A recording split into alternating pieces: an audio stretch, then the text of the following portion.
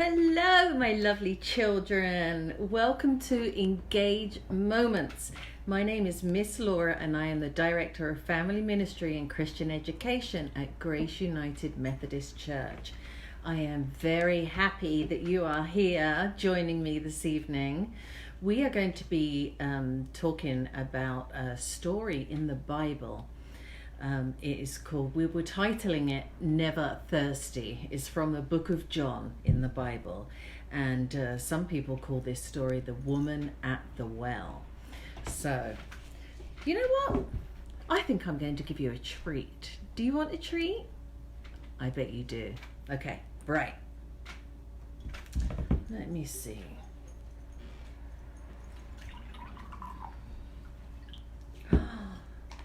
Water. This is for you. There you go. That one's yours. This one's mine. Drink it up. Oh my goodness, isn't that nice? Isn't that the best thing you've ever tasted? Is it better than chocolate cake? Is it better than, I don't know, Skittles and sweets? And isn't it the best thing you've ever tasted? No? No?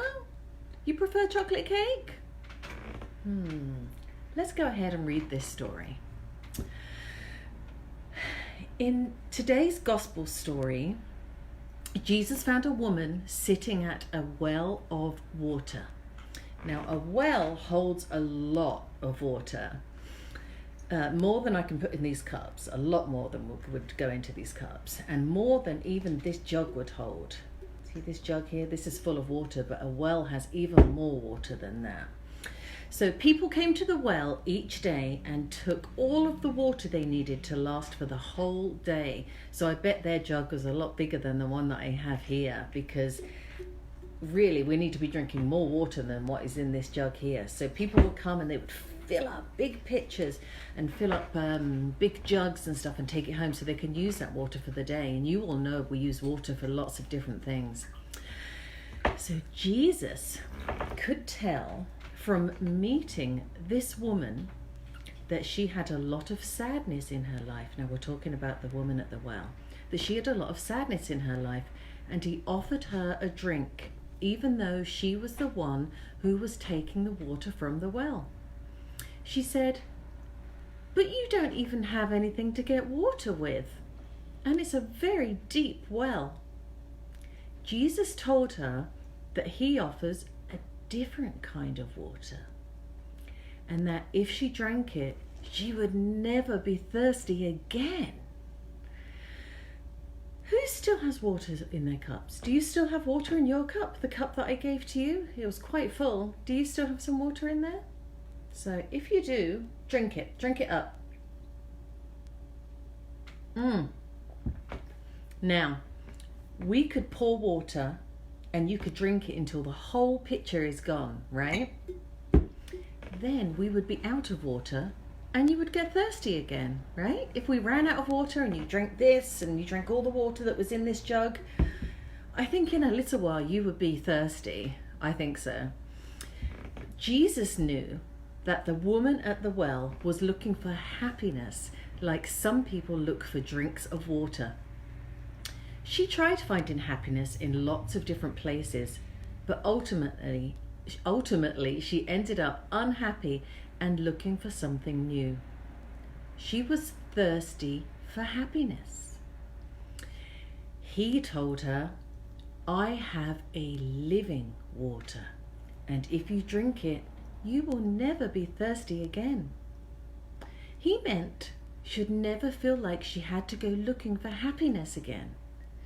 So where it said here, she was unhappy, she was looking for something new. She was thirsty for happiness, not thirsty for water. She was thirsty for happiness. And Jesus said, "I have living water, and if you drink it, you will never be thirsty again." And he meant that she'd never feel like she had to go looking for happiness again. Now, what was the water that Jesus offered? Was it regular water like we've been drinking here? Do you think it was regular water? Do you know what? He wasn't talking about water at all. he was talking about God. To Jesus, the best thing we could have is faith in God. And God will always provide for us. When we have faith in God, it's not like a little splash of water in a cup like I gave to you, or like the woman pulled out of the well. Instead, it is as if I could stand here with this picture, right here, this pitcher of water, and pour and pour and pour and never run out of water. You could keep drinking and refilling your cup and never ever be thirsty again. This living water isn't something that Jesus offered to one person a long time ago. It's something that he offers to you and you and you and you and all of us, everyone here.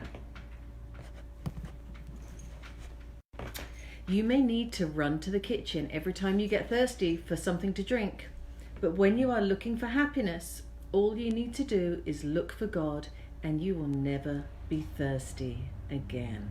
I'm going to read that last bit one more time. When you are looking for happiness, all you need is to look for God and you'll never be thirsty again. Because we can be thirsty for happiness. It's not just water that we're thirsty for. We can be thirsty for happiness. Now let me see here. I have a little bit of technical difficulty, so excuse me 1 minute. Okay, if I disappear, I will make sure that I get back on again. Right, I am going to be talking to you now. We've talked about a few things together. We've talked about how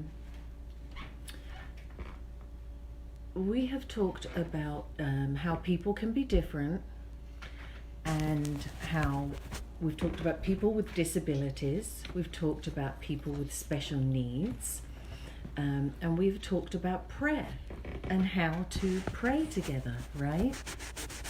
So today I'm going to teach you a very special prayer. Okay. Now the other day when we did our sessions together, we talked about trying to talk to God on a cell phone, and that didn't work out too well, did it? And we talked about different ways that we can pray. So today I'm going to teach you a very special prayer, and it's actually a prayer that Jesus taught us. So let me read this bit right here from this Bible story. Every day, Jesus would go to a quiet place that he could be alone with God. His disciples had seen him do this and wondered what he did. One day they asked him, "Where do you go when you leave the group?" "There are so many people around all day long that I cannot be alone to talk to God. That is what I am doing," Jesus told them. You can talk to God at any time and in any place. And we talked about that, didn't we? We talked about that in our session about how we can talk to God anywhere, in the deepest ocean and on the highest mountain.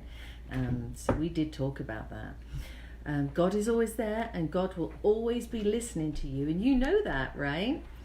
So what about the words? Asked another disciple. Are there special words that we should use? Jesus said, "Do not try to impress other people. Do not try to look smart and important and loud and look at me. Don't do that." Jesus said, when you talk to God, you should do it quietly. God already knows who you are, and God knows what is in your heart, and that is what is important. Bear with me as we go through these technical difficulties. Prayer is something for God alone to hear. You do not need to use a lot of words when you pray.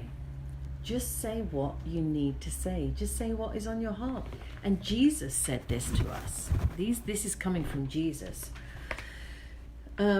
So you do not need to use a lot of words, but the people were still confused, and somebody called Nathaniel said, "Well, can you tell us a prayer to use? Can you help us out a little bit with this?" And Jesus said, "I have a prayer that you can use." And I bet you when I read this prayer, I'm sure that when I read this prayer to you in a minute, that you would have heard it before. I'm really sure that you have. But you know what? If you haven't, that is okay, because we are going to learn it together. I love doing things together. With Engage Ministries and all the children and the families, we do lots of things together. And this is one that I'm looking forward to doing. So Jesus said at the end, you must remember for God to forgive you all the bad things you have done. You must forgive others who have done bad things to you. And Jesus' friends were glad that they could talk to God anywhere and anytime. Now, what I have here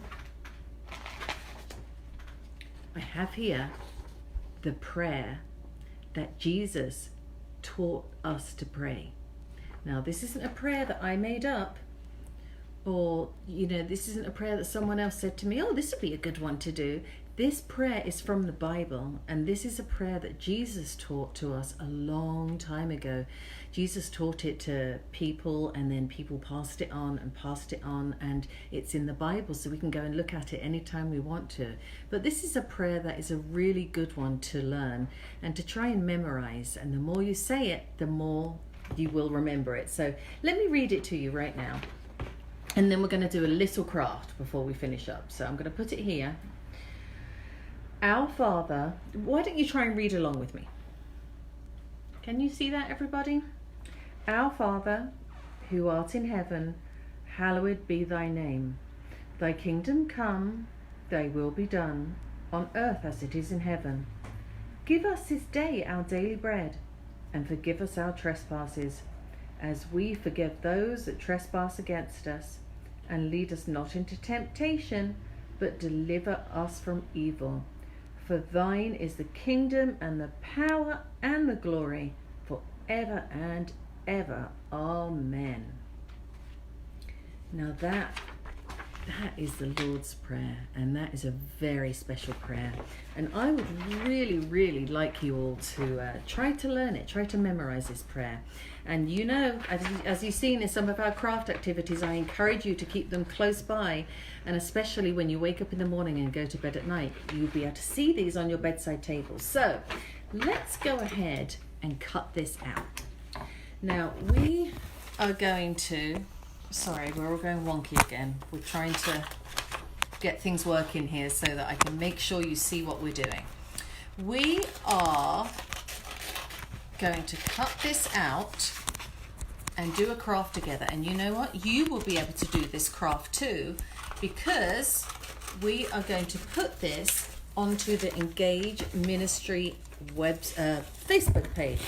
Goodness me, I'm sorry, I'm all over the place today. It's been such a sunny day. I've been running all about and I'm tired, so I'm sorry if I'm stumbling. But I am cutting out our prayer right here, the Lord's Prayer. And you can go onto our Engage Ministry Facebook page, and I'm going to send this to Miss Heidi. Miss Heidi is my friend. Hi, Miss Heidi. And she's very, very clever and does all sorts of things on with the Facebook page and the Grace Church website. So we are very, very grateful that we have someone like Miss Heidi that can do that for us. And so if I send this to Miss Heidi, I bet you we can put this up onto the Grace Church Engage Ministry Facebook page. So if you look for Engage Ministry Facebook page, we'll put this on it. And so once you have it, if you have a way of printing it out, you can do that, and then we'll cut it out. And then, I think I'm going to stick it onto a piece of cardboard to make it a little bit firmer. And you know what I did? I cut out a cereal box. So not all of us have cardboard laying around. Where's my glue? Okay, let me put some glue on my paper. And we can make this really pretty, just like we did with our prayer jar. There we are. Now, in the next few days, I'm going to be reading you lots of different stories leading up to Holy Week. But every night we're going to be doing a craft, and it's going to be the same craft every night. We're going to be using the same materials, and it's going to be getting us ready for Holy Week. So be ready tomorrow. We're going to have some more printables for you, and hopefully you'll be able to cut them out. But if you can't print it, that is okay. There's a way that you could draw our activity tomorrow. But I'm looking forward to doing that with you. So tonight we have stuck on the Lord's Prayer onto some cardboard. You see that? Now let's find ways to make it pretty. Now, you know, I have my handy dandy craft tray, and you never know what you're going to find on this craft tray. So what's going to look good here on the Lord's Prayer? How about some feathers? We can't go wrong with feathers, can we? We love feathers. Let me use some tape for this one. And as I said before, I've got multicolored feathers, but my chickens aren't multicolored. So I don't have red chickens running around my garden. What else can I put on there? Let's put some glue down here. I bet at your house you have so many things that you could stick onto this Lord's Prayer that maybe you didn't even think about. You can stick, you could even stick a penny on here. I bet you can all find a penny. Look in the back of your sofa. You never know what you're going to find in the back of my sofa. So, googly eye. You need a googly eye there. And some craft paper. Let's put this up here too. Oh my goodness, this is looking so pretty. And, oh look, a silver, whatchamacallit. Let's put this down here. This is difficult to do one-handed, but let's make sure we can still see the Lord's Prayer. Is that going to stick? All right, that looks so pretty. I bet you all could make these so pretty. So we stick that on. Beautiful. Oh, I have some beads. Let's do a bead and we'll make that the last thing we'll stick on, and I will carry on decorating it later on this evening, and I will show it to you tomorrow. Oh, look at this, I found a gem. Wouldn't that look pretty? So let's make it look all gorgeous and pretty so that when we put it on our bedside tables, it stands out and we want to pick it up and read it, and hopefully you'll be able to memorize this prayer. I have faith in you that you will be able to do it. I'm not sure if that's going to stay put, but I'm going to carry on trying this evening. You see what you can do and make it look so pretty. And I've got this big pot of markers here, so I can do little doodles. I can get my pens. Oh, I have a green one here. Oh, look, here's a good, there's a doodle I can do, and a squiggle there. Oh, this is going to look so good on my bedside table. I can't wait. It's filling up my bedside table with a prayer jar, and now I'm going to have the Lord's Prayer. But you could even put this on the wall, if you ask your parents, of course. This could maybe go on the wall or go on a shelf. You see that? So we can fill this with all kinds of craft items, and then we will remember the Lord's Prayer. So tomorrow, my lovelies, like I said, I am all sticky now. Yucky. I should have bought some wipes. Tomorrow I am going to be reading you a story about a young boy called David. And David was a little bit different. And we've been talking about differences, haven't we? And accepting people that are different. People that we maybe see as different, people with disabilities, people that are smaller than us, people that maybe stutter when they speak, or, you know, we've talked about that over the past couple of days. And I want to read this story about David to you, and you're going to see just how powerful this small, tiny little shepherd can be. So tomorrow's craft is going to be a printable that we will be putting up on the Engaged Ministries page, Facebook page. I told you, it's the sunshine. It's done something to me today. And we're going to be colouring it in and cutting it out and just having a lot of fun together. I like getting sticky as long as it means fabulous craft activity at the end of it. All right, well, I think you all know what time it is now. It is time for our animal of the day. Let's get some room here. Put my craft stuff aside. We covered a lot today, everybody. If anyone ever has any questions about what we did, you just let me know. Now, I think I'm going to get furry fingers after picking up Mr. Nibbles. I'm going to get lots of fur stuck to me from you. Hi, gorgeous. I know. This is Mr. Nibbles. He is lovely. He's got pink eyes and he's got a brown nose, like a grey and brown nose. Ears, look at him. He's got a white body and brown ears. He is so cute. Now, Mr. Nibbles was Mrs. Nibbles for a long time. We were saying, how are you doing, Mrs. Nibbles? Do you want a carrot? And then all of a sudden we discovered he's a Mr. Nibbles. So we changed from Mrs. Nibbles to Mr. Nibbles. So here he is, and if anybody would like to do a drawing of Mr. Nibbles and send it into the Engage Ministry Facebook page, we would love that. Here, Mr. Nibbles, show everyone how gorgeous and handsome you are. You see that? There you go. Can you say nay-nay? Nay-nay. All right, everyone. I love you all. I really do. I'm thinking of you all. I know this isn't the easiest of times, but I am here for you. You can contact me anytime. All right, everyone. Cheers and good night.